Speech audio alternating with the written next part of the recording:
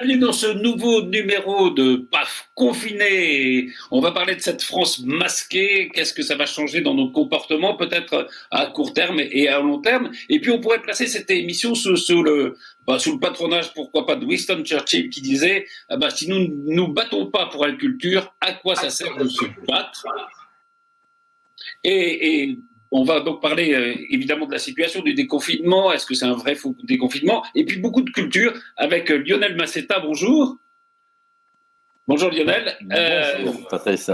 Vous êtes directeur du théâtre de la scène nationale de Saint-Quentin en Yvelines, qui est évidemment fermé actuellement. Rost, bonjour. Bonjour. Vous êtes écrivain, vous êtes rappeur, vous êtes le président de Banlieue Active et vous êtes aussi membre du Conseil économique et environnemental, c'est comme ça qu'il s'appelle. Hein. Social aussi, social. Voilà. Il me semblait que j'oubliais quelque chose. Florence Mercadet, bonjour. Bonjour Patrice. J'aurais dû commencer par vous, vous êtes la seule femme. Vous êtes avocate au barreau de Versailles. Bonjour Stéphane Monson. Bonjour Patrice, bonjour à tous. Vous êtes professeur à l'université de Versailles-Saint-Quentin, un doyen d'ailleurs, malgré votre jeune âge. Hein, et en plus, oui, et honoraire en plus, ce qui n'arrive pas. En plus, oui, tout arrive. Et puis Christophe Maury, bonjour. Bonjour Christophe, alors vous êtes écrivain, vous écrivez des romans, vous écrivez aussi des pièces de théâtre. Votre dernière pièce de théâtre s'appelait La Passation, c'était la passation de pouvoir entre le président de la République battu et celui qui le remplaçait. Et puis, et vous allez publier bientôt le roman de l'Aduna, qui est au fond l'histoire d'un théâtre à Avignon, avec ce festival d'Avignon qui n'aura pas lieu cette année. Voilà, j'ai tout dit à peu près sur vous, non? Je vous entends pas. Est-ce qu'on entend Christophe Maury? Non, j'en profite pour dire bonjour. Et Jean-Charles Lajoigny, bonjour. Bonjour Jean-Charles. Vous êtes éditeur, alors vous êtes un de ceux dans la culture qui va reprendre le plus vite, puisque les librairies, si j'ai bien compris, rouvriront le 11 mai. Voilà, absolument. On attend ça avec impatience. On attend ça avec impatience et on parlera évidemment de la situation des libraires, de la situation de la culture, de la situation du livre. Mais peut-être, pour commencer, on pourrait commencer par le discours du Premier ministre l'autre jour, ce vrai faux déconfinement, puisque tout le monde attendait cette date du 11 mai, le déconfinement allait commencer. Je crois que c'est Laurent Geoffrin dans Libération qui dit finalement le déconfinement a toutes les allures d'un confinement qui ne dit pas son nom. Peut-être Stéphane Monson sur ce sujet. Oui, moi je n'ai pas regardé en direct le discours du Premier ministre, puisque depuis déjà plusieurs semaines je m'abstiens, et ça ne me coûte pas de regarder la télévision. En revanche, ce que j'en ai lu m'a paru relativement rationnel, à la fois prudent et empreint d'une certaine dose de courage. Je l'ai trouvé surtout extrêmement clair, extrêmement carré et rigoureux. Moi, je vous avoue que je n'attendais pas autre chose. Alors, est-ce que ce déconfinement, qui est un vilain mot d'ailleurs, qui je crois n'existe pas, mais enfin bon, à nous de le faire vivre si on l'estime nécessaire, que ce déconfinement, je pense, ne pouvait pas être conçu comme une ouverture des vannes absolue, en s'imaginant que le 11 mai serait une espèce, non pas de grand soir, mais de grand matin, où chacun allait pouvoir faire ce qu'il voudrait, etc. Ou, comme disaient mes enfants naguère, on allait pouvoir courir partout en faisant les dingues.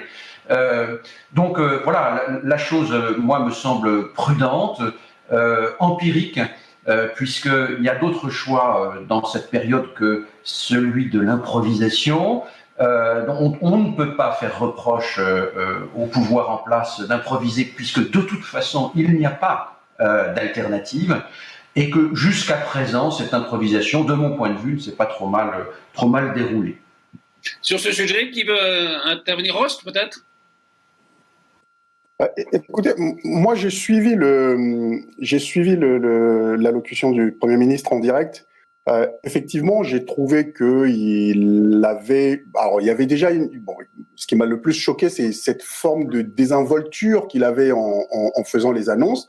Et effectivement, d'ailleurs, il y en a qui sont pas empêchés de lui dire qu'effectivement, il faisait un exercice qui n'était pas le sien, c'est-à-dire qu'on lui a donné des mots à dire et il les prononçait par les mots du président de la République. Et il n'avait pas l'air forcément en accord avec l'ensemble de ce que lui-même disait. Et je pense que le terme déconfinement est peut-être un peu maladroit. Je pense qu'il aurait fallu parler de déconfinement, un assouplissement du confinement plutôt que de parler de déconfinement. Parce que là, on ne va pas vers un déconfinement. Et puis là, il faut savoir que ça sera aussi, malgré tout, une liberté conditionnelle. C'est pas on reprend notre vie comme il faut. Et en plus, c'est même pas encore sûr, puisque le 7 mai, il y aura un point qui sera fait. Et c'est à ce moment-là qu'ils décideront. Parce qu'apparemment, les gens sont déjà beaucoup dans la rue à partir de la dernière fois où ils ont fait le discours en parlant en donnant une date pour un déconfinement. Les gens se sont relâchés et effectivement, ça peut produire des effets pervers. Jean-Charles Lajoigny ou Florence Percadet, pardon, sur ce sujet. Je suis tout à fait d'accord avec Stéphane Manson sur ce qu'il a pu dire. Pardon ? Pas avec Rost, alors. Si, parce que effectivement, on va avoir une liberté très contrainte et que il va falloir favoriser au maximum, ne serait-ce qu'en matière d'organisation du travail, favoriser au maximum le télétravail. Donc, c'est un travail confiné qui va se poursuivre. Mais il est clair que il faut à tout prix retourner au travail parce que je ne sais pas ce qui va se passer. Enfin, si, je sais ce qui va se passer. En matière économique et s'il va y avoir énormément de dépôts de bilan, il va y avoir beaucoup plus de chômage, mais du vrai chômage, parce que là on parle de 11 millions de chômeurs, mais c'est une grosse partie de chômage partiel. Donc heureusement que sur les 11 millions, il y en a un certain nombre de millions qui vont pouvoir retrouver leur emploi. Mais si on se retrouve avec des entreprises fermées, liquidées, beaucoup de chômeurs, on va se diriger vers une très grande précarité et une très grande pauvreté, qui est aussi catastrophique que d'attraper le Covid-19. C'est tout à fait autre chose, mais la pauvreté, la précarité peut durer plus longtemps que d'avoir le Covid-19 qui peut nous immobiliser pendant 15 jours, 3 semaines, si on a moins de 75 ou 80 ans. Donc, il est indispensable de repartir, de faire repartir les entreprises quand on voit qu'avec un confinement de 15 jours, on perd presque 6 points de PIB. Je ne sais pas, à fin avril, lorsqu'on va avoir un mois complet de confinement, à quel point le PIB va encore s'écrouler. Maintenant, il faut être extrêmement prudent. Et je trouve qu'effectivement, le discours du Premier ministre est prudent et responsable. Il faudrait que chaque Français soit aussi responsable pour ne pas faire repartir une deuxième vague, ce qui serait catastrophique pour les hôpitaux, parce qu'à nouveau, il faudrait qu'ils assument cette vague qui reviendrait et où ils auraient le plus grand mal à y faire face. Lionel Meseta, est-ce que vous espériez, au fond, des mesures un peu plus rapides, notamment, évidemment, vous êtes, je rappelle, le directeur du théâtre de la Scène nationale de Saint-Quentin, notamment pour la culture, pour les théâtres, pour les festivals peut-être? On a quelques informations par ailleurs. Non, moi j'aurais bien aimé qu'il soit question de culture, tout simplement, dans ce discours. Et il en a été très peu question, comme il en est très peu question d'ailleurs depuis le début de cette crise et de ce confinement, alors même que la culture représente 1,3 million, 1,4 million, 1,5 million d'emplois, directs ou indirects. Donc c'est pas totalement rien. Et d'ailleurs, la représentation de la culture autour de cette table ronde ou de cet écran est quand même importante. Donc, je vous en remercie. Non, pour l'instant, nous, on navigue un peu dans le flou. J'attendais pas autre chose, en fait, parce que je pense que ce qu'a annoncé le Premier ministre. Ce qui est à souligner aussi, c'est que dans son discours, ce qui est intéressant, c'est qu'on est sur une responsabilité partagée, c'est-à-dire qu'il définit des grandes lignes. mais on aboutit aussi à une responsabilité partagée dans la mise en œuvre de ces mesures. Donc ça, c'est un point qui est quand même important, c'est-à-dire que ça ne repose pas uniquement sur l'État, mais ça repose sur un certain nombre d'acteurs. Donc pour revenir à la question culturelle, on navigue totalement dans le flou aujourd'hui. Alors, on a des éclaircissements sur la reprise des équipes des théâtres. On n'a absolument pas d'éclaircissement sur la reprise des répétitions pour les équipes artistiques. Je rappelle quand même que le principe même du théâtre, du cirque, de la danse, de la musique, c'est être ensemble, travailler ensemble. Donc la question de la distanciation physique ou la distanciation sociale est quand même très très problématique. Donc on ne sait pas quand les équipes pourront recommencer à réinvestir les théâtres, et on sait encore moins quand nous pourrons recommencer nos activités, c'est-à-dire ouvrir les spectacles publics.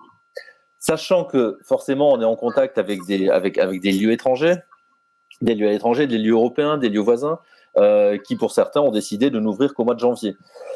Voilà, aujourd'hui on navigue un peu dans le flou de 15 jours en 15 jours, ce qui crée, et je pense que ce n'est pas la spécificité du théâtre et de la culture, ce qui crée aussi de l'activité de façon un tout petit peu artificielle. Et je pense que dans tous les métiers, on a l'impression et le sentiment de faire, de défaire, de refaire, de redéfaire, de ne travailler que sur des hypothèses. Et c'est ça qui est le plus stressant, non seulement pour l'activité, mais également pour toutes les équipes, puisqu'au Théâtre de Saint-Quentin, il y a 25 salariés. C'est très compliqué de leur dire de quoi va être fait leur avenir. Alors moi, j'ai souvent des mails, des échanges, des coups de téléphone de collègues du théâtre qui me disent « Est-ce que tu en sais un peu plus ?» Je fais « Non, je n'en sais pas plus que ce qui est annoncé, par le Premier ministre ou par le Président. » Donc on attend avec une grande impatience. J'étais très heureux d'ailleurs que vous citiez cette phrase de Churchill en ouverture de l'émission. J'aurais beaucoup aimé qu'elle soit prononcée au cours de cette crise. Si on ne se bat pas pour la culture, à quoi sert-il de se battre ? Jean-Charles Lajoie. Pardon. Oui, écoutez, moi je suis absolument catastrophé.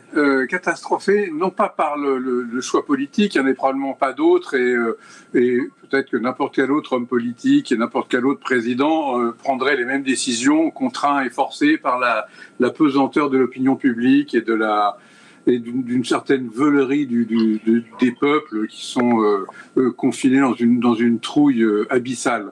Mais moi, cette survie qu'on nous propose ne m'intéresse pas du tout. Je trouve qu'on a fait un effort pendant 2 mois, c'est très bien, ça a montré ses limites. Maintenant, tout le monde est d'accord pour dire, de toute façon, quand on déconfinera, il faudra reconfiner parce que ça va relancer l'épidémie, donc c'est sans fin. Alors, quitte à ce que ça soit sans fin, vivons, revoyons nos amis, ressortons, laissons-nous libres d'attraper le coronavirus, et tant pis. Je veux dire, je le répète, c'est une maladie qui dans 99% des cas, n'est pas létale.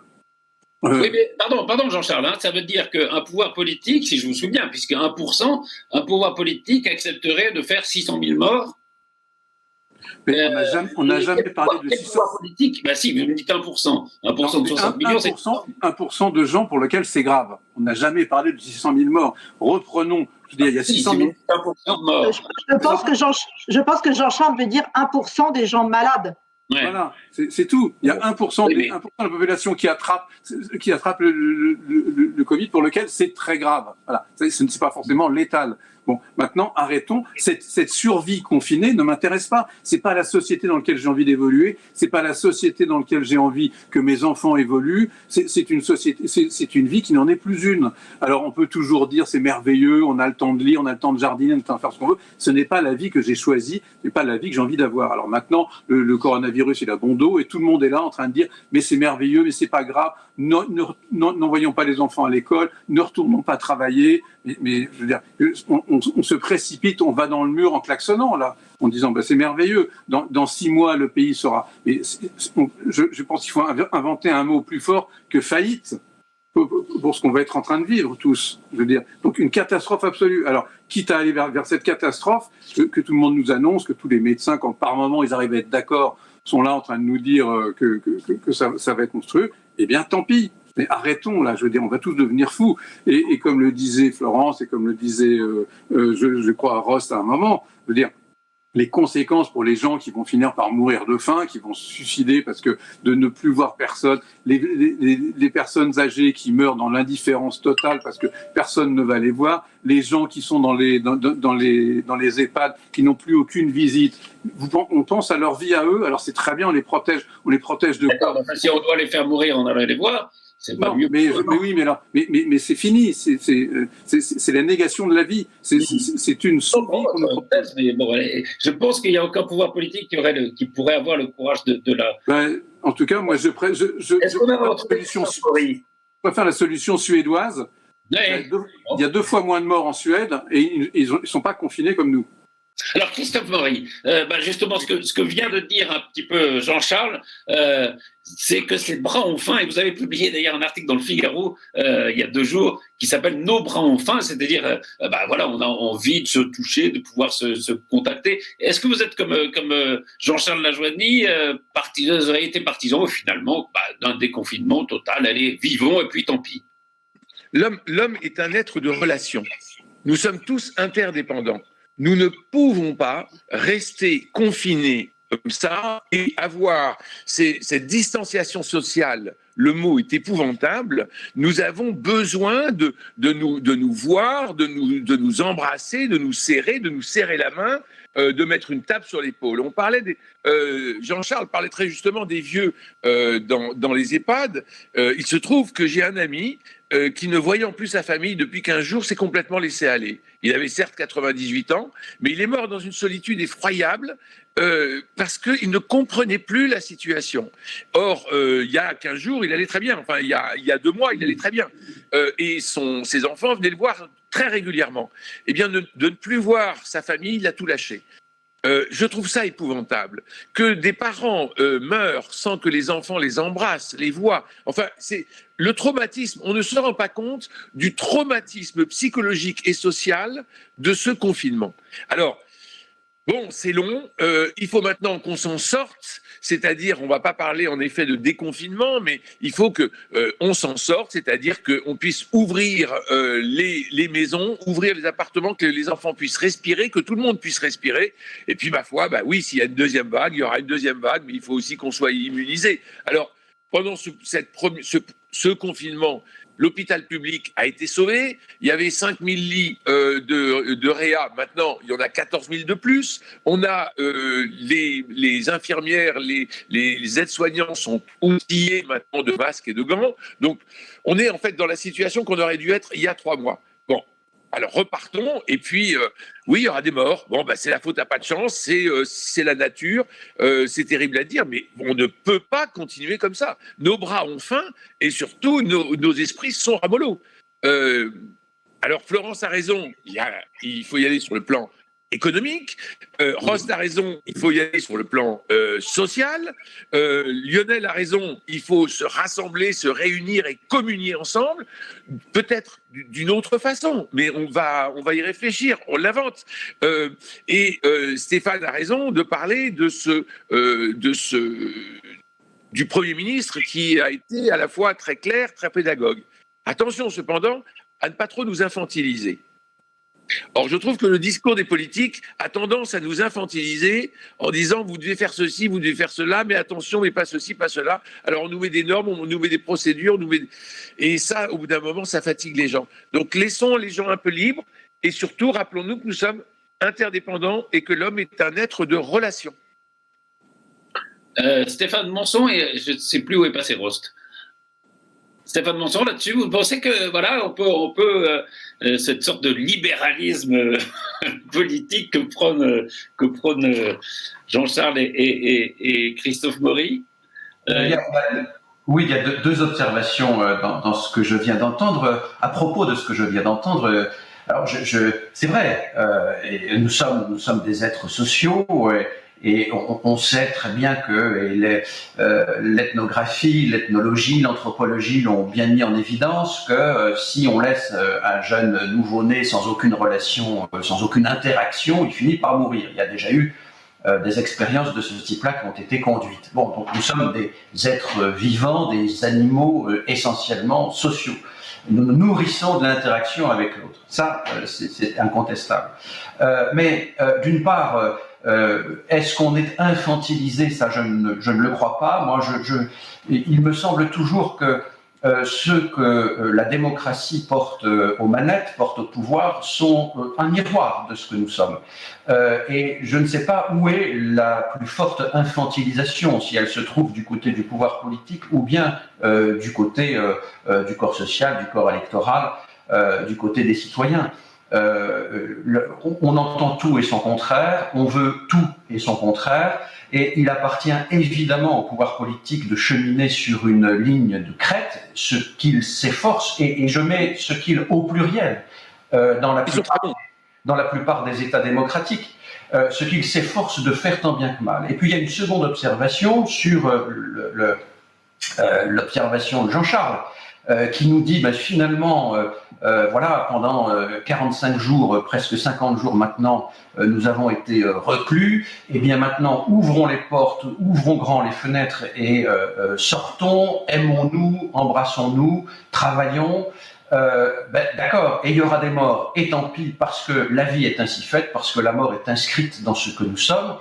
Et c'est vrai que Comte Sponville l'écrit, on ne meurt pas de maladie, on meurt essentiellement parce qu'on est en vie, on meurt de la vie, ça c'est vrai, mais sauf que c'est un peu dommage parce que c'est au fond gaspiller les 50 jours que nous venons de passer, et nous risquons en effet de mettre à bas, d'annuler les effets positifs qui ont été produits, qu'on le veuille ou non, par ce confinement. Une troisième et ultime observation, c'est que derrière tout cela, et Christophe notamment en a parlé, derrière tout cela, il y a un service public de santé, et c'est sur lui que jusqu'à présent nous avons étalonné toutes les mesures qui ont été prises, à savoir les capacités d'admission en soins intensifs ou en réanimation.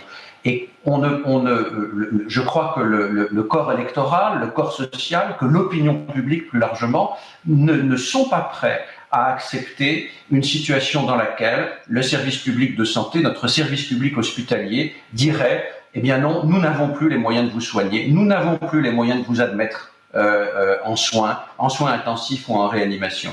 On a déjà fait reproche au service public hospitalier de sélectionner entre les différents malades, entre ceux qui auraient, entre guillemets, droit ou pas à des services de réanimation. Ce que on dit par ailleurs, et nous le savons tous, c'est qu'en dehors des périodes de crise, cette sélection, entre guillemets, se fait. Simplement, elle revêt aujourd'hui un contraste plus saisissant. Et cela, ça a choqué. Alors, est-ce que nous sommes prêts à accepter que notre service public de santé, que je crois extrêmement performant, en dépit de tout ce qu'on a pu dire, puisse nous dire à un moment donné, au regard de l'afflux de victimes, et sans compter les morts, comptons aussi les malades, je ne crois pas que nous sommes prêts à entendre eh bien non, là, nous ne pouvons plus vous admettre à l'hôpital, on ne peut plus vous transporter vers l'ouest de la France parce que tout est saturé, il n'y a plus de place, débrouillez-vous, mais aimez-vous, embrassez-vous, et embrassons-nous. Voilà. Restons confinés pendant 3 ou 4 ans. Alors, on attend un hypothétique vaccin, et dans 4 ans, on se revoit et on en reparle, et sur les décomptes, on essaiera de reconstruire. Un peu politique. À Rost, par exemple, puisque vous êtes membre du Conseil économique, environnemental et social, ou social et environnemental peut-être. Voilà, est-ce qu'on n'est pas justement dans une période assez complexe pour les gouvernants, c'est-à-dire qu'on gouverne sans rien savoir. Les scientifiques eux-mêmes apprennent tous les jours sur le virus et des informations souvent contradictoires. Donc, on a un pouvoir qui est face à l'inconnu. C'est quand même très difficile de gouverner par rapport à ce qu'on ne sait pas. Non, mais je pense qu'on est dans un pays où il y a une espèce de schizophrénie permanente. On vote et le lendemain, on gueule. Et on décrit les gens pour qui on vient de voter. Qu'aurait dit Jean-Charles et une partie de la France si ces mesures n'avaient pas été mises en place? moi, vous me connaissez, je suis pas un fervent défenseur du pouvoir, même si, voilà, parce que je trouve que ce qu'ils font depuis leur accession au pouvoir est pas extraordinaire par rapport aux attentes qu'on avait et l'espoir qu'avait suscité Emmanuel Macron lorsque nous sommes tous engagés à l'époque à le soutenir et à faire changer le système, à péter le système entre guillemets. Et aujourd'hui, on se rend compte que c'est encore pire que les autres. Mais sur cette crise, moi, je veux qu'on ait quand même un minimum d'indulgence. C'est que personne n'avait les éléments pour prendre des décisions précises. Regardez comment a été décrié Boris Johnson sur sa gestion du début de la crise en Angleterre. Et aujourd'hui, on dit on aurait dû faire la même chose en France. Vous parlez des Suédois tout à l'heure, mais les Suédois n'ont pas du tout la même discipline, n'ont pas le même civisme que les Français. C'est comme si vous compariez la France à la Suisse. Les Suisses respectent beaucoup de choses que les Français ne respectent pas du tout. On n'a pas du tout notre ADN n'est pas pareil. Les Suédois sont un peu plus froids que les Français habituellement. Donc il y a une espèce déjà de distanciation sociale qui est naturelle. Au niveau de la population, ils sont moins nombreux. Donc, on n'a pas les mêmes, on peut pas gérer les choses de la même manière. Regardez ce qui se passe, la catastrophe qui est en train de se passer aux États-Unis. C'est hallucinant quand vous avez un président de la République qui appelle à se révolter contre le confinement parce que eux ne sont que dans des intérêts économiques. Donc, je pense qu'il faut quand même qu'on ait tous, autant que nous sommes, un tout petit peu d'humilité face à cette situation et il faut essayer d'accompagner les mesures de manière à ne pas rendre les choses encore plus anxiogènes que ça ne l'est et essayons en tout cas parce que je suis sûr que vous auriez été le premier à monter au créneau pour dire mais ils ont laissé les gens mourir sans rien faire. Donc je pense qu'il faut qu'on revienne tous à un peu d'humilité, Jean-Charles, avec votre mauvais foi habituel. Vous allez rester confiné combien de mois alors, Rost, pour sauver l'humanité ? En 2025. Eh ben voilà, c'est très bien, c'est parfait, c'est une très bonne idée. C'est une très bonne idée. Restez confinés et puis on se téléphonera une fois tous les 2 ans pour voir si la ligne fonctionne toujours et on regardera par la fenêtre les débris, les suicides des gens, les pauvres airs mourant de faim et l'économie au-delà du zéro, quoi. Non mais je voudrais juste préciser une chose, je ne critique pas ni Macron ni Édouard Philippe. Ils ont probablement fait ce que l'urgence réclamait de faire, et c'était très bien. Ce confinement de 2 mois a peut-être été, on verra, l'histoire jugera, mais probablement une bonne idée. Peut-être n'y avait-il pas d'autres solutions. Mais maintenant, il faut en sortir, parce que je vous dis encore une fois, sinon, vous avez tous raison, c'est très bien, pour limiter la maladie, on ne sort plus, et je veux dire, il n'y a même pas besoin de s'emmerder à trouver un vaccin. Ne dépensons pas l'argent qu'on n'a pas à trouver un vaccin. Restons chez nous. Justement, le vaccin qui sauvera. Et comme ça, on économisera. Mais je dis, dans 5 ans, on y est toujours. Alors, chacun a une belle bibliothèque, un beau jardin, etc. C'est très bien. Pensez un petit peu à des gens qui ont un peu envie d'autre chose. Florence Mercadet. Oui, alors moi, je suis parfaitement d'accord avec Rost. Et ce que je voulais ajouter, c'est que on a effectivement un discours réaliste et anxiogène, et je trouve qu'il manque, de la part des politiques aussi, un discours mobilisateur, dynamique et un peu positif pour essayer de partir sur l'avenir. Et du coup, uniquement avec un discours un peu anxiogène, très honnêtement, je me dis qu'après le déconfinement, on va avoir une vie qui ne va pas être drôle du tout. À ne pas pouvoir... Oui, bon alors je ne veux pas anticiper, mais donc c'est donc dommage que je voulais dire qu'il n'y ait pas du tout de discours mobilisateur, entraînant, dynamique et pour soutenir un peu rassembleur, pour soutenir la population.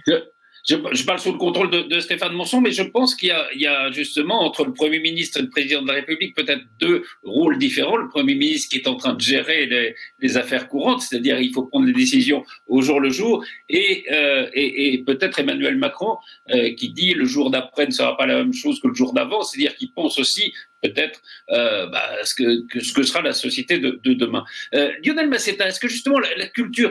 Je disais, on est dans une période d'incertitude absolue. Est-ce qu'il y a des pièces de théâtre, par exemple, qui nous racontent ça, qui nous racontent l'incertitude du pouvoir ou la difficulté du pouvoir ? Je pense qu'une grande partie du théâtre occidental parle de ça. Oui, oui, c'est pour ça. Non, mais la culture pourrait nous aider là-dessus.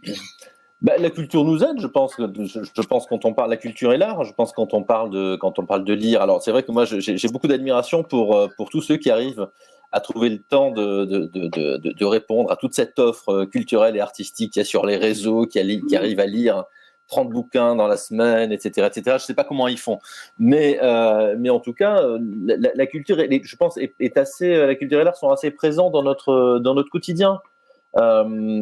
Donc oui, ça a une part extrêmement importante.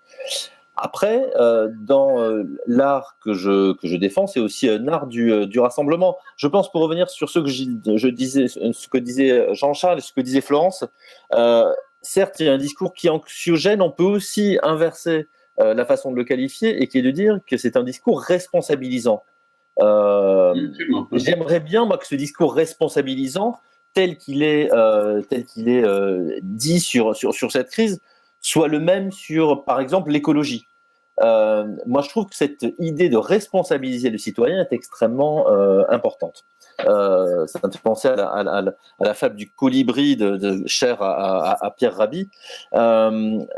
D'autre part, c'est vrai que l'idée de se dire, voilà, sortons, embrassons-nous, c'est super. Effectivement, c'est extrêmement courageux. Je pense que ce serait le pire de ce qu'est le libéralisme. C'est-à-dire que finalement, laissons faire les choses, laissons faire, laissons aller, et ceux qui arrivent à s'en sortir, ils s'en sortent. Non, là je pense qu'on est dans une phase qui est aussi une phase d'espoir, qui est la phase de déconfinement.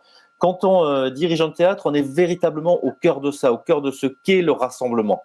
Nous, on a envie de toucher les gens intellectuellement, sensiblement, mais pas physiquement. C'est-à-dire, on a aussi envie, lorsqu'ils viennent au théâtre, qu'ils soient totalement libres, qu'ils puissent être là tranquillement et profiter de ce qui se passe sur scène. Donc, on a une responsabilité qui est extrêmement forte. Nous, on est les premiers à souffrir de ce confinement, puisque le métier qu'on a choisi, c'est le métier du rassemblement. Maintenant, on a envie aussi qu'au moment où on pourra se rassembler, on puisse le faire de façon tout à fait naturelle, et j'espère que l'on va vers ça. Je pense que le monde d'après, si monde d'après il y a, je pense que le monde d'après sera certainement pire que le monde d'avant, mais ça c'est une autre histoire. Je pense on repart vers cette normalité. Effectivement, il va falloir faire attention pendant 1 an, 2 ans. C'est notre responsabilité. Je pense qu'on est, pour une fois, considérés comme des êtres responsables de ce qui se passe. Et ça, c'est important de le dire, parce qu'il y a peu de pouvoir, et là, ce n'est pas une prise de position pour ou contre Macron, c'est vis-à-vis de ce pouvoir, peu de pouvoirs qui ont un discours aussi responsabilisant que le discours l'est aujourd'hui. Et pour reprendre ce que dit Rost, effectivement, moi j'habite Montmartre. Lorsque un samedi après-midi à 18h, quelqu'un met la musique à fond sur sa terrasse et que 30-40 personnes se réunissent et se mettent à danser sur la place Constantin-Pecqueur, oui, il y a quelque chose d'assez désolant de se dire que parallèlement à ça, moi j'ai des amis qui sont urgentistes et qui ont souffert pendant 2 mois, 3 mois. Alors, je veux bien qu'on lâche tout, qu'on libère tout et qu'on se dise, les urgentistes et le monde hospitalier, ils se démerdent, ce n'est pas notre problème. Si, c'est notre problème aussi. C'est notre problème, parce que la question de la santé fait totalement partie de notre responsabilité aujourd'hui, et on le sait.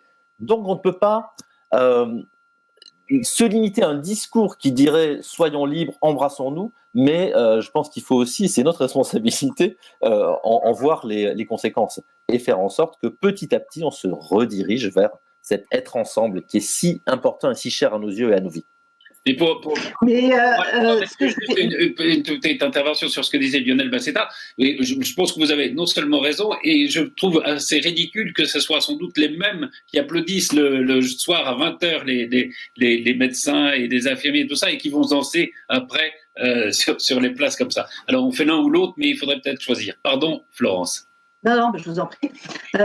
Je suis tout à fait d'accord avec Lionel sur le partage de responsabilités entre les citoyens et l'État. Mais là où je suis un peu choquée, c'est que l'État se décharge de sa responsabilité sur les parents par rapport au fait de scolariser les enfants ou pas. C'est-à-dire que l'État dit aux parents, si vous voulez scolariser, c'est sur le volontariat et c'est à vous de prendre la décision. et on va retrouver effectivement une cassure. Oui. Ils ont été conseillés par Jean-Charles Lajoigny, je pense. Ils ont été. Enfin, on m'écoute. Le gouvernement propose de rouvrir la garderie, l'école. Donc voilà, c'est une chose claire et nette. Les parents ont l'air de découvrir ce que c'est, globalement, que c'est compliqué d'avoir des enfants. C'est assez curieux. C'est un enseignement du confinement. Tous les gens sont là. Mais c'est horrible, on a nos enfants toute la journée. Mais pourquoi est-ce que tous ces gens ont fait des enfants, quoi ? Si ça les emmerde de s'occuper de leurs enfants toute la journée, mais pourquoi est-ce qu'ils en ont 2, 3 ou 4 ? Parce que vous êtes extraordinaire, c'est bien de les mettre à l'école, mais c'est totalement scandaleux. C'est totalement scandaleux ces attitudes de parents. Je veux dire, c'est une honte. Jean-Charles, vous êtes extraordinaire. Ouais, non, mais ce que je voulais dire aussi, c'est qu'il va y avoir une cassure entre ceux qui peuvent garder leurs enfants sans difficulté, ceux qui ne peuvent pas garder leurs enfants et qui doivent retourner au travail, même s'ils ne veulent pas les remettre à l'école, ils vont être obligés de les remettre à l'école. Donc, c'est vraiment faire peser sur les parents cette responsabilité que l'État ne prend pas. Oui, mais il y a juste une donnée, Florence, qui est différente ou qui est nouvelle, c'est une question de santé. Et est-ce que les parents sont prêts ou pas à faire prendre le risque aux enfants de contracter le virus, donnée qui n'était pas avant et qui n'était pas là avant l'épidémie. Donc, c'est une situation tout à fait nouvelle aussi, cette question de volontariat. C'est une situation qui va être temporaire. Oui, mais l'État nous dit bien qu'il faut rester confiné pour des problèmes de santé. Mais là, en l'espèce, il laisse les parents prendre cette responsabilité que je trouve un peu choquante. Je pense que il n'y a pas de partage de responsabilité, là. Il peut y avoir deux lectures de ça. Alors, évidemment, il y a une première lecture qui est les enfants étant, entre guillemets, moins exposés et qu'il faille qu'il y ait une partie de la population qui contracte le virus pour qu'il y ait cette barrière naturelle. Donc, peut-être qu'il y a cette stratégie. Il y a une autre chose derrière, c'est que vous avez des écarts, des inégalités qui sont en train de se creuser de façon monumentale. Et le problème est là. Sauf que en permettant à certains d'aller à l'école et d'autres pas, les familles qui ont les moyens vont pouvoir garder leurs enfants, vont moins les exposer au risque. Et du coup, c'est encore les mêmes qui vont encore prendre les mêmes risques et qui vont encore payer le prix le plus fort. Et c'est ça le problème. Mais en même temps, c'est compliqué. C'est compliqué de trouver une solution adéquate. Oui, Jean-Charles, vous me faites toujours rire parce que vous êtes toujours dans l'extrémité. On fait des enfants, certes, mais c'est pas pour autant que... Moi, je suis ravi. J'ai même publié sur ma page Facebook un article là-dessus, sur le fait que, justement, cette situation permet aux parents qui passent leur temps à décrier les enseignants, le corps enseignant, de voir à quel point ils ont une patience à toute épreuve. Et ça, oui, ça leur permettra de respecter le corps enseignant et de voir le boulot qui est fait au quotidien là-dessus. Ça, rien que pour ça, ce virus est vertueux. Sur le monde d'après, je partage ce que disait Lionel. Je partage ce que disait Lionel, justement, parce que le monde d'après, vu ce qui est en train de se passer là déjà pendant la crise, le comportement des gens avec la délation permanente qui a explosé, et puis la violence des propos des uns et des autres, le comportement de certains à l'extérieur, et des gens les soignants qui reçoivent des lettres dans leur boîte ou sur leur voiture, leur demandant de quitter leur domicile parce qu'ils sont en contact des malades. Oui, effectivement, ça n'augure pas de jours meilleurs très prochainement, en tout cas. Donc, j'espère qu'on se trompera tous et que ça sera plutôt le moment de reconstruire un autre monde que celui d'avant. Alors justement, on va y venir, cet autre monde. D'abord, il va falloir peut-être apprendre à vivre différemment, peut-être à faire de la culture différemment. Christophe Maury, vous avez lancé un groupe sur WhatsApp. Alors, au départ, c'était vous qui lisiez des textes, notamment de Maupassant. C'était formidable. Et puis, il y a pas mal d'acteurs qui sont venus sur ce groupe et qui disent des poèmes, qui détournent un peu. On va regarder juste un petit extrait de ce qu'a fait Francis Huster. C'est un extrait du Misanthrope, pardon, et il le fait d'une façon assez contemporaine. On regarde puis on en reparle après. Et on va parler surtout de ce qui va changer. Qu'est-ce donc? Qu'avez-vous? Laissez-moi, je vous prie. Mais encore, dites-moi, quelle bizarrerie. Laissez-moi là, vous dis-je, et courez vous cacher. On entend au moins les gens sans se fâcher. Moi, je vais me fâcher et ne veux pas t'entendre. Dans vos brusques chagrins, je ne puis vous comprendre. Et quoi qu'ami, enfin, je suis tout dépravé. Moi, votre ami, rayez cela de vos papiers. J'ai fait jusqu'ici profession de l'être. Mais après ce temps où je viens de reparaître, je vous déclare net que je ne suis plus. Il ne veut nulle place. En des cœurs corrompus. Je suis donc bien coupable, Alceste. À votre compte. Allez! Vous devriez mourir de pure honte. Une telle action ne saurait s'excuser. Et tout homme d'honneur s'en doit scandaliser. Voilà, Lionel Bassetta, cette image est assez amusante au fond. Amusante et parlante peut-être. Est-ce qu'on va assister au théâtre avec des acteurs qui auront des masques, par exemple? Non, ça nous fera beaucoup rire. Mais c'est vrai, non. Ça va. Alors, peut-être que le jour où on aura trouvé un vaccin, etc., où le virus va disparaître, parce qu'il peut aussi disparaître, tout va reprendre un peu comme avant, comme on dit. Mais il va bien y avoir une période compliquée où il va falloir s'adapter. Comment vous allez le faire, vous, au théâtre? Vous allez faire quoi? Une place sur deux? Comment vous imaginez ça? Alors, la première chose, c'est qu'en regardant Francis Huster, là, ça m'a fait c'est drôle. Rire. Ça m'a fait beaucoup rire, mais faut pas anticiper. Nous sommes capables de nous habituer à tout, y compris à ne pas rire devant Francis Huster en train de dire le misanthrope avec un masque. Et ça, peut-être que dans 6 mois, non, on ne rira plus. Oui, bon, voilà, on s'habitue absolument à tout. Alors, imaginez-vous, Patrice, venir au théâtre. La grande salle fait 1000 places à Saint-Quentin. On limite la jauge à un siège sur 2, un siège sur 3. C'est-à-dire qu'on a 300-400 personnes en salle, avec une distanciation sociale pour rentrer en salle. C'est-à-dire que vous commencerez à faire la queue à la sortie de TV 78. Voilà. Oui, c'est ça, oui. Il faudra une personne tous les mètres 50. Donc vous mettrez à peu près 1 heure, 1 heure et demie pour entrer en salle et à peu près, peut-être pas le même temps, mais 3/4 d'heure pour en sortir. Donc d'un point de vue technique, c'est aujourd'hui quelque chose qui nous semble impossible et puis ensuite qui nous semble être un repoussoir pour les publics. Mais là encore, on ne peut pas anticiper notre capacité à nous adapter absolument à toutes les situations et notamment dans le spectacle.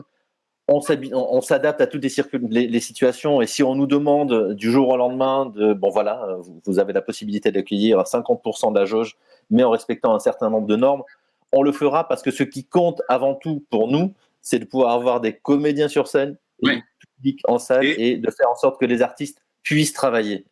C'est notre travail, donc on s'y habituera même si aujourd'hui, ça nous semble absolument impossible, inimaginable et être un repoussoir et pour les publics et peut-être pas pour les artistes. Les artistes ont besoin aussi de travailler.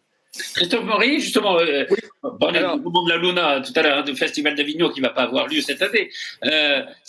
Vous avez été le directeur de la librairie théâtrale pendant très longtemps. C'est un vrai problème pour les acteurs, pour les metteurs en scène, pour tous ceux qui concourent à l'offre culturelle. Oui, alors, il se passe quelque chose d'absolument passionnant en ce moment. On a vu Francis Huster, merveilleux dans le Misanthrope, et vous parliez de ce groupe, en effet, lecture en confinement, que j'ai lancé avec Hervé Masquelier, qui a monté lui-même My Little TV, qui est sur YouTube pour pouvoir lire des textes. Je crois qu'il faut repenser le geste théâtral. dans une urgence. Et actuellement, il y a énormément de propositions avec beaucoup de talent, de créativité, à la fois que l'on voit sur YouTube notamment, de comédiens qui arrivent à se mettre ensemble grâce aux nouvelles technologies et qui arrivent à faire passer une émotion, un texte, des mots, et qui arrivent finalement à nous rassembler d'une autre façon. Repenser le geste théâtral, c'est aussi rassembler des gens, peut-être sur une place, peut-être sous une halle, en tout cas plus dans des petites salles, plus dans des salles qui ont une scène et un public. Vous parliez tout à l'heure, Lionel, de la difficulté de faire rentrer les gens, de faire sortir les gens. Et qu'est-ce que l'on fait pour ceux qui veulent aller aux toilettes, par exemple? Ça va être très très compliqué au moment de... Bon, donc la place du théâtre, la place dans le théâtre tel qu'il est placé, aujourd'hui ne fonctionne plus. Le comédien, lui, demeure. Le texte, lui, demeure. La volonté et l'émotion, tout ça demeure. Donc il faut le réinventer, totalement. Tout est ouvert, alors pourquoi pas? Rost, vous êtes aussi un homme de scène. Vous avez donc, je pense, des témoignages de collègues à vous. C'est quoi là? Il y a une angoisse justement de plus pouvoir refaire ce métier-là, ou pas tout de suite? Alors tout dépend du niveau des artistes. Vous avez des artistes qui ont de l'argent de côté, qui sont pas plus angoissés que ça, et vous en avez d'autres qui vivent au quotidien de leur métier. Donc c'est pas du tout la même situation. Vous avez une situation de précarité là pour beaucoup de gens. En plus, avec les nouvelles conditions par rapport au statut d'intermittent, a fait que certains sont sortis du statut, et donc leur situation est beaucoup plus complexe. D'ailleurs, je vous invite à lire l'article que j'ai fait pour le numéro spécial de stratégie sur la culture et l'impact de la culture sur nos sociétés et l'évolution de nos sociétés. C'est un numéro spécial qui s'appelle Les Engagés, les 15 engagés. Et donc, vous verrez, et c'est ce que disait tout à l'heure Lionel Massetta, et je partage à 1000% le rôle de la culture dans toutes les sociétés, dans toutes les crises. C'est une des choses qui permet aux gens, d'ailleurs, dans les moments les plus compliqués, de tenir le coup. Si vous n'aviez pas de la lecture, si vous n'aviez pas de la musique, si vous n'aviez pas les films, ça serait compliqué. Jean-Charles, je crois qu'il serait jeté par la fenêtre depuis très longtemps. Mais je veux dire, on a ce socle-là qui est important. Et la situation, elle va être... Quand je vous parlais tout à l'heure de la question sociale, il va y avoir une déflagration sociale extrêmement violente. Parce que... Vous êtes président de banlieue active. Est-ce qu'il y a des situations dans les banlieues, dans certaines banlieues, qui vous paraissent, qui vous paraissent très inquiétantes?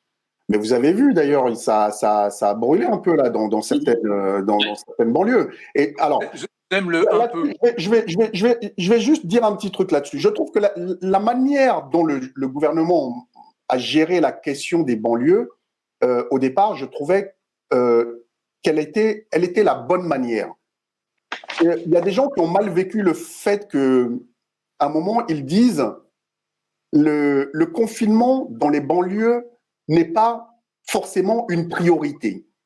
Alors, je m'explique. C'est que, effectivement, ça peut choquer des gens. Et même les gens dans les banlieues qui disent que c'est parce qu'on est des citoyens de seconde zone qu'ils voient les choses de cette manière-là. Non. Moi, je pense qu'ils ont pris acte d'une chose fondamentale. C'est que vous habitiez un appartement de 120 mètres carrés ou une maison en banlieue ou dans une banlieue chic, ou que vous soyez à la campagne, le confinement n'est pas forcément le même. Vous avez des gens qui vivent à 6 ou 7 dans 30 ou 40 mètres carrés et qui ne peuvent pas rester toute la journée. En plus, quand vous avez des enfants, c'est très, très compliqué. Donc, j'ai trouvé que cette espèce de petite souplesse qu'ils avaient à un moment était nécessaire et impérative pour pas que les choses pètent. Mais là, la situation sociale dans ces quartiers-là, elle s'est dégradée et vous aviez plein de gens qui gagnaient très, très peu d'argent et en faisant des petits boulots, et aujourd'hui, n'ont plus rien. Et là, on est en train de voir d'ailleurs, heureusement qu'il y a une espèce de solidarité qui s'organise aussi dans ces quartiers-là. Sinon, je peux vous dire que ça aurait été... Mais la sortie, moi, je redoute fondamentalement la sortie dans certaines campagnes et dans les banlieues. Florence, Florence, je vais vous demander dans un instant d'intervenir. Peut-être, qu'est-ce qui va changer dans les relations du travail et Stéphane, peut-être dans l'enseignement. Mais je voudrais un mot avec Jean-Charles Lajoigny. Je disais ce matin Xavier Bertrand qui propose un grand plan de relance de l'édition avec notamment une politique d'incitation à l'achat du livre. Est-ce que, vous êtes éditeur, c'est vrai que la situation des éditeurs et des libraires, les libraires vont rouvrir heureusement, mais a été très compliqué dans les semaines qui passaient. Est-ce que vous seriez pour justement un grand plan de relance de l'édition ? Oui, bien évidemment, surtout si ce que vous dites s'avère exact. Si on incite les gens à acheter des livres, alors par je ne sais quel moyen, j'ai pas encore lu la tribune ça peut être des prêts, ça peut être de Xavier Bertrand. De pistes. Mais bien évidemment, plus les gens vont dans les bibliothèques, plus les gens vont dans les librairies, plus les gens achètent de livres, mieux on se portera et toute la chaîne du livre se portera mieux. Parce qu'il faut faire attention à une chose, c'est que j'aime bien évidemment énormément tous nos amis libraires, mais il ne faudrait pas résumer le monde de la crise du livre au problème des commerces et des librairies. Parce que dans les librairies, on vend des livres. Et il faut encore pour qu'un libraire puisse vivre, il faut qu'on puisse lui fournir des livres. Et voilà, donc ne nous focalisons pas uniquement sur le problème des librairies, mais aussi sur le problème de l'édition, de la distribution, de la diffusion. C'est une chaîne entière. On a toujours tendance à ne voir que le commerçant dans ses librairies. Mais avant, les livres, il faut les faire. Il faut que les auteurs puissent les écrire. Il faut qu'on puisse les publier. Il faut qu'on puisse relancer la machine. Alors effectivement, toute initiative est bonne.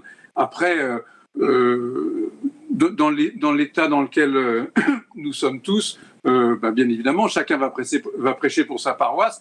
Visiblement, les cordons de la bourse sont ouverts puisque la bourse est sans fond. Donc oui, pourquoi pas, donnons de l'argent à tout le monde pour acheter 3, 4 ou 5 livres par mois. C'est merveilleux, oui. Vous pensez qu'on aura envie de lire ? Comment ? Vous pensez qu'on aura envie de lire après Est-ce qu'on a envie de lire ? Oui, c'est une vraie question. J'en suis persuadé, parce que je pense qu'en plus les auteurs comme les éditeurs seront assez raisonnables et ne vont pas se lancer dans une publication effrénée de récits plus ou moins sordides sur le coronavirus, le Covid, le confinement et le déconfinement. Je pense que les gens ont besoin de lire autre chose. Absolument. Et c'est tout l'intérêt de la fiction et de l'immense catalogue et de la richesse incroyable de la production globale, mondiale bien évidemment, mais surtout et d'abord de la production française, qui est d'une richesse. Tout est disponible, tout est à lire dans tous les genres, dans tous les formats et à tous les prix. Donc on a un réseau en France et un état du livre qui est absolument extraordinaire. Donc il n'y a pas de crise de l'offre. Il peut y avoir par exemple une crise de l'offre de temps en temps à la télévision sur des qualités de programme, etc. Le livre, ça n'existe pas. Il n'y a pas de crise. Oui, c'est vrai qu'il y a une offre. C'est merveilleux. Florence Mercadet, justement, cette crise, est-ce que sur les rapports de travail, on a vu la vogue du télétravail pendant les semaines qui se sont écoulées, est-ce que ça va changer quelque chose dans les relations du travail, dans les relations d'entreprise, la distanciation, le télétravail ? Sur ce sujet, oui, je pense que ça va changer, mais je ne sais pas si c'est aussi une bonne chose, parce qu'il va falloir que les entreprises gèrent le télétravail, parce qu'il y a plein d'entreprises qui ont découvert le télétravail, qui ne le faisaient pas auparavant et qui ont l'intention de le poursuivre, même une fois que tout ira bien. Si ce n'est que le télétravail est encadré et que ce n'est pas une bonne chose non plus d'avoir quelqu'un en télétravail à temps plein. Donc, toutes les sociétés qui auparavant avaient mis en place le télétravail, c'était un télétravail d'une journée par semaine et guère plus. Ensuite, sur la reprise en tant que telle, je vois que ne serait-ce qu'au niveau de mon cabinet, donc je suis employeur, nous sommes dans de la prestation sociale, de la prestation de services et nous sommes 10. J'ai dû faire une note pour anticiper la reprise que je vais remettre à l'ensemble du personnel du cabinet qui s'appelle les principes de bonne conduite au sein du cabinet. Et si en faisant tout le tour des obligations que nous avons, nous, en tant qu'employeurs, afin de protéger notre responsabilité, qu'elle soit civile ou pénale, même sur la mise en danger d'autrui, j'ai dû faire une note avec 18 points.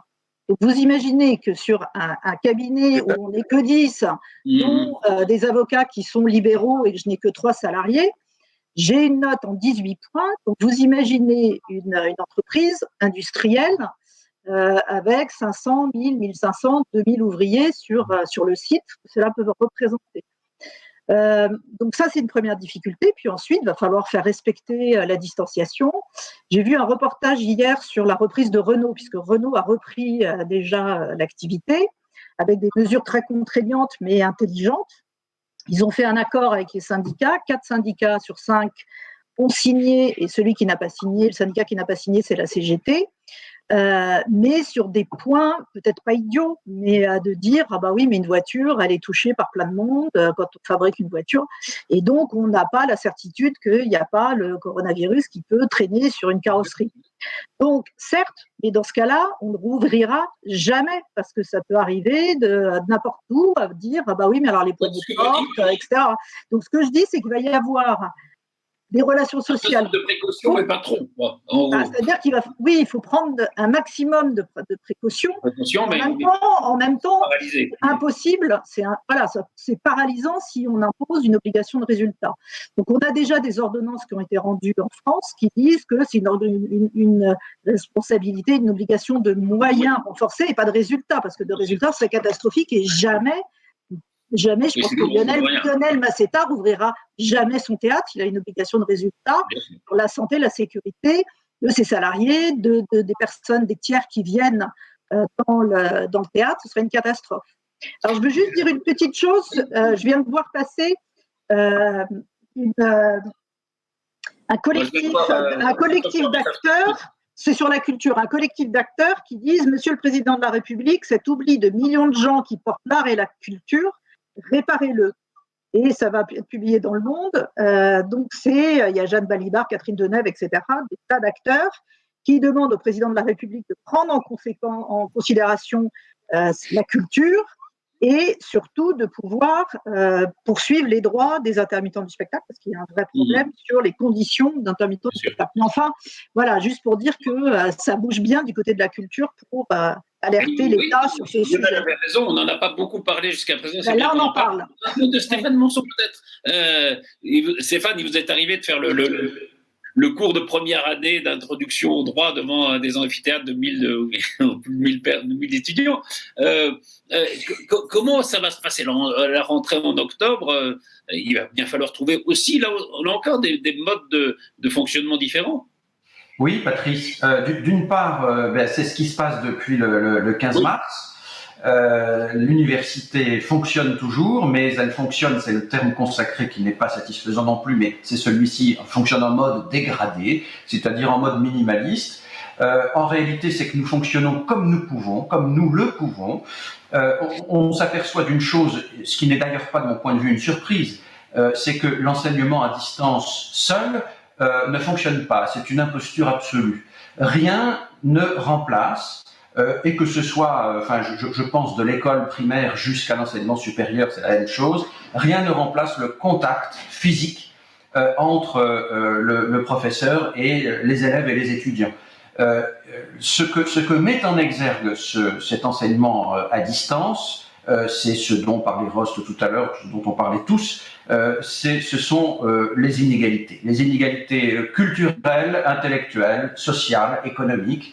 C'est-à-dire que ceux qui s'en sortent sont les étudiants qui sont déjà avancés dans leur cursus.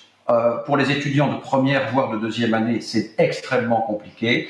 Et ceux qui s'en sortent sont les étudiants qui bénéficient déjà d'un capital culturel, familial, déjà pas mal acquis. Seconde observation, nous travaillons d'ores et déjà sur le scénario d'une rentrée universitaire à distance qui aboutirait donc à un premier semestre à distance, c'est-à-dire jusqu'en janvier 2021. Ce n'est qu'une hypothèse, mais au moins nous essayons de préparer ce scénario le plus en amont possible pour ne pas être pris au dépourvu, comme ça peut être le cas dans les 10 premiers jours qui ont entamé le confinement. Alors, peut-être temps de nous quitter. Donc, je vais vous demander à chacun d'entre vous, au fond, peut-être votre souhait pour les semaines ou pour les mois qui viennent. Peut-être Florence Mercadet. Que ce soit moins pire, parce que je suis pas très optimiste. Rost effectivement parlait de révolte sociale et compte tenu effectivement des licenciements qui vont intervenir économiques, là je suis déjà saisie pour faire des plans de sauvegarde pour l'emploi, c'est-à-dire des licenciements de plus de 20 personnes sur plus de 10 et voire même beaucoup. Donc voilà, je suis pas très optimiste sur la reprise des entreprises.